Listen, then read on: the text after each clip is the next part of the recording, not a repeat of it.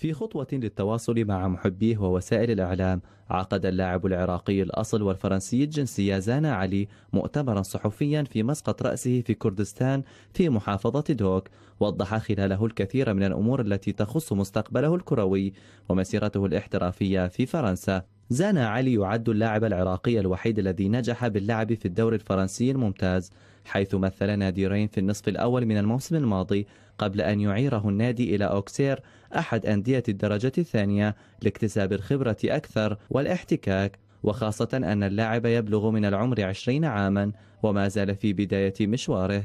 وحول ما يخص تمثيله منتخب العراق، أكد زانا علي أنه لا يمانع من ذلك، لكنه أكد بأنه حاليا لا يفكر سوى بمستقبله مع النادي الفرنسي، موضحا أن في حال سنحت له الفرصة تمثيل المنتخب الفرنسي الأول قد يقنعه على اللعب مع الديوك، لا سيما وأنه مثل منتخبات الفئات العمرية الفرنسية.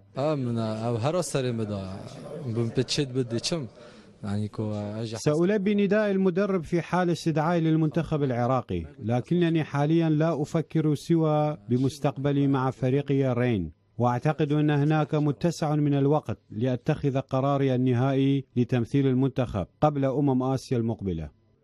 وكشف والد اللاعب أنه تلقى عدة اتصالات في وقت سابق من الاتحاد العراقي، فضلا عن رفضه طلبا من الاتحادين القطري والتركي من أجل تجنيس ابنه، ليبقي الباب مفتوحا لإمكانية انضمامه لكتيبة أسود الرافدين في قادم المواعيد.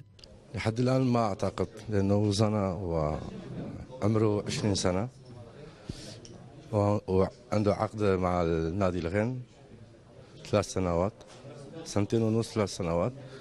هذا زانا بتقرر نسبة هذا السؤال، لأنه هو لاعب، هو راح يلعب. عندنا علاقات، نحب المنتخب العراقي، لأنه زانا هو كردي عراقي ساكن دهوك.